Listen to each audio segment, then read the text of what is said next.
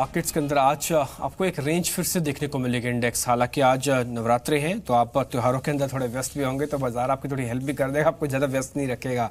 हाँ, लेकिन कुछ पर्टिकुलर शेयर्स पे आपको जरूर ध्यान रखना होगा, खासकर त्योहारी वाले शेयर्स हैं। कुछ न्यूज़ वाले शेयर भी अंचल आपको बता के गए हैं। और अब देखिए 20 अंकों के आसपास का अभी भी नुकसान है। 6 निफ्टी में ज़्यादा बढ़ने वाला नहीं है, क्योंकि एशियन मार्केट से हमने जितना भी आंकड़ा अब तक एनालिसिस किया है उस हिसाब से लगता नहीं कि आंकड़ा बढ़ने वाला है, तो आप इस पर थोड़ा सा ध्यान रख सकते हैं। लेकिन इस बीच जैसे हमने आपसे कहा था ना ब्रेक से पहले कि आप एक बड़ी बात वित्त मंत्री ने कही है, और वो क्या है एक बार जरा पहले वो जानिए। देश की अर्थव्यवस्था मंदी की तरफ बढ़ रही है, ये सवाल इसलिए क्योंकि पिछले दिनों में कुछ आर्थिक मोर्चों पर सरकार एक्शन में नजर आ रही है। यहां तक कि अर्थव्यवस्था में जान फूंकने के लिए सरकार स्टिमुलस पैकेज जारी करने के विकल्प पर भी विचार कर रही है।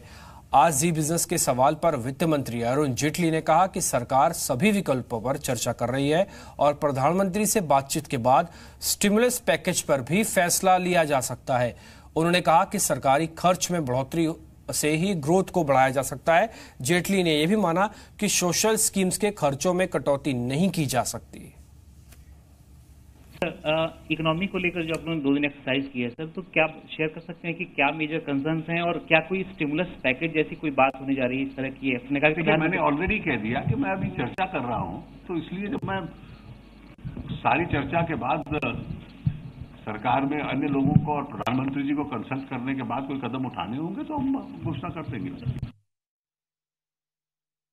मंत्री ने कहा कि वो चर्चा कर रहे हैं, स्टिमुलस को लेकर बातचीत हो सकती है, लेकिन हम तो उम्मीद करते हैं कि स्टिमुलस जैसी नौबत आए नहीं, अर्थव्यवस्था अपने पैरों पर खुद से खड़ी हो जाए और चलने लग जाए। आगे बढ़ते एक बयान उन्होंने और दिया पेट्रोल डीजल पर। पेट्रोल डीजल की बढ़ती कीमतों पर भी वित्त मंत्री से सवाल पूछे गए। इस सवाल पर जेटली ने अपने राजनीतिक विरोधियों पर हमला बोल दिया। वित्त मंत्री ने सवाल किया कि जो राजनीतिक दल पेट्रोल डीजल पर ज्यादा टैक्स का शोर मचा रहे हैं, वो अपने राज्यों में टैक्स क्यों नहीं कम करते, वो क्यों नहीं अपने यहाँ पे टैक्स में कटौती करते।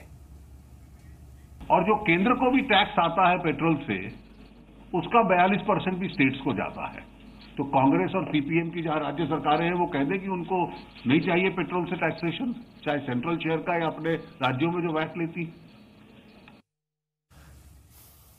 हालांकि हम इस नवरात्रों पे और इस त्योहारी मौसम में हम तो उम्मीद करते हैं बीमार बिल्कुल नहीं पड़े, पूरी तरह से एंजॉय करें। अगर गलती से आपको मलेरिया या हेपेटाइटिस जैसी कोई बीमारी हो गई है तो एक अच्छी खबर हम आपके सामने रखना चाहते हैं।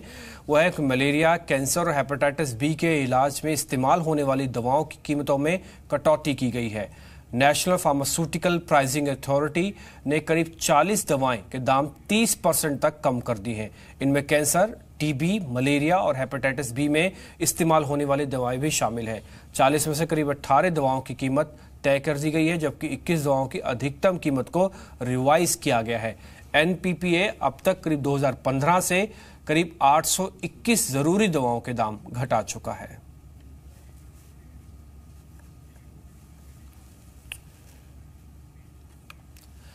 तो काफी सारे खबरें आपके सामने रख दी हैं। अच्छा, वापस ट्रेड पे लौटते हुए जरा ये भी समझ लेते हैं कि कमोडिटीज मार्केट के अंदर आज कैसे ट्रेड आपको करना है। राजीव कपूर ट्रस्ट लाइन से मेरे साथ जुड़ चुके हैं। राजीव, गुड मॉर्निंग, और आपको नवरात्र की बहुत बहुत शुभकामनाएं। हमारी तरफ से आपकी सेहत अच्छी रहे और बेहतर आप कामकाज करें आगे भी। हमको ये बताएं आज कौन से सौदे हमको प्लस करने हैं, किससे मुनाफा मिलने वाला है। Happy Navratri to you Dimpi and all the viewers of Zee business. देखिए, नवरात्रि के पहले दिन ही सोना आई थिंक आज सबसे सस्ते रेट पे रहेगा। 15-20 दिन के मुझे लगता है कि गैप डाउन बाजार खुलना चाहिए।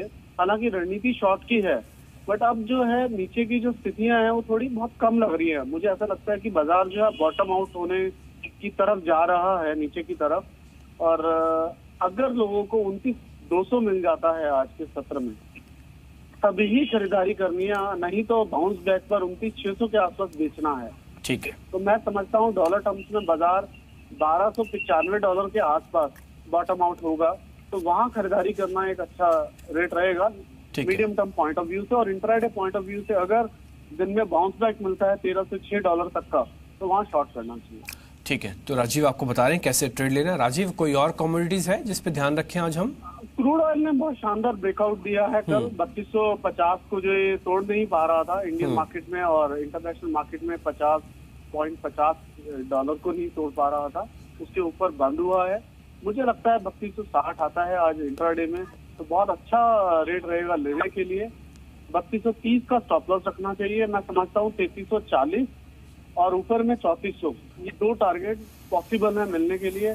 आज के सत्र में भी मिल सकते हैं और आने वाले 1-2 सत्र में भी मिल सकते हैं। चलिए ठीक है राजीव, शुक्रिया आपका कार्यक्रम में जुड़ने के लिए। तो नए टारगेट्स हैं, ब्रेकआउट के बाद ही आपको 3340 तक के टारगेट आपको मिल रहे हैं। स्टॉप लॉस आप 3230 का रख सकते हैं, तो 3260 की रेंज में आपको प्लस करना है। तो सोना बिकवाली के लिए होगा, लेकिन क्रूड खरीदारी के लिए होगा। तो अब इसकी बात होगी। अब अच्छा, आपको पैसा कमाने की बात तो पता लग गई, अब खर्च कहाँ पे करना है उसके लिए एक और तरीका आपको बताते हैं। आज टाटा मोटर्स नेक्सन को लॉन्च कर रहा है। ये हलचल मचाने वाली गाड़ी है, क्योंकि मोस्ट अवेटेड गाड़ी बताई जा रही है। टाटा की नई एसयूवी है ये नेक्सन। ये 4 वेरिएंट में मिलेगी टाटा की नेक्सन। ये 1.5 लीटर पेट्रोल और डीजल इंजन दोनों में मिलेगी। रकम की बात बताएं तो 7 से करीब 10 लाख के बीच इसकी कीमत हो सकती है।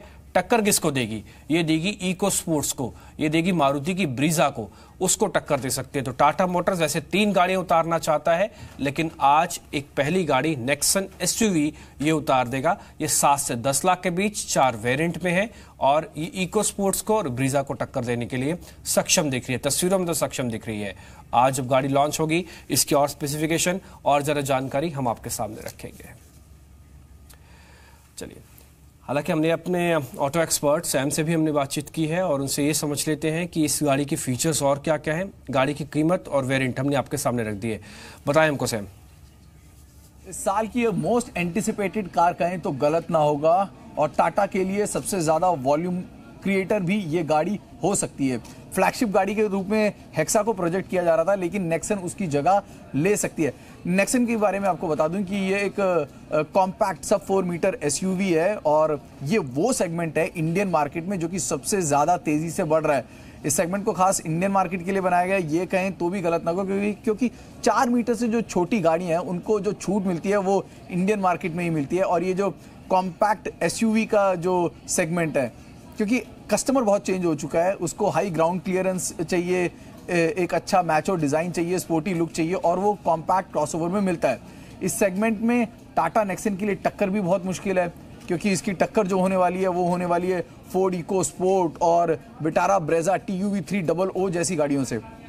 गाड़ी में जब चलाया था 1 महीने पहले तो वेरी हाईली इम्प्रेस्ड और सबसे ज़्यादा जो इम्प्रेसिव था वो था इसका एक्स फैक्टर डिज़ाइन एलिमेंट। जितनी भी गाड़ियां बाजार में मौजूद हैं कहीं ना कहीं एक दूसरे से मिलती जुलती हैं, लेकिन ये जो गाड़ी है इसको आप डिज़ाइन के मामले में डिस्टिंक्टिवली बिल्कुल अलग रख सकते हैं। कुछ लोग ज़रूर ये कहेंगे कि कहीं ना कहीं ये एक टाटा की जो बोल्ट गाड़ी है उसी का एक बड़ा फैला हुआ रूप है, लेकिन अगर आप बहुत पास से देखेंगे तो समझेंगे नहीं, इसे एक नए प्लेटफॉर्म पे नए तरीके से बिल्कुल अलग तरीके से तैयार किया गया। खासकर चलिए, टाटा के शेयर्स भी चल रहे हैं और टाटा की नई गाड़ी भी आपको यहाँ पे दिख रही है नेक्सन, और उसके बारे में कुछ जानकारी हमको मिलते हुए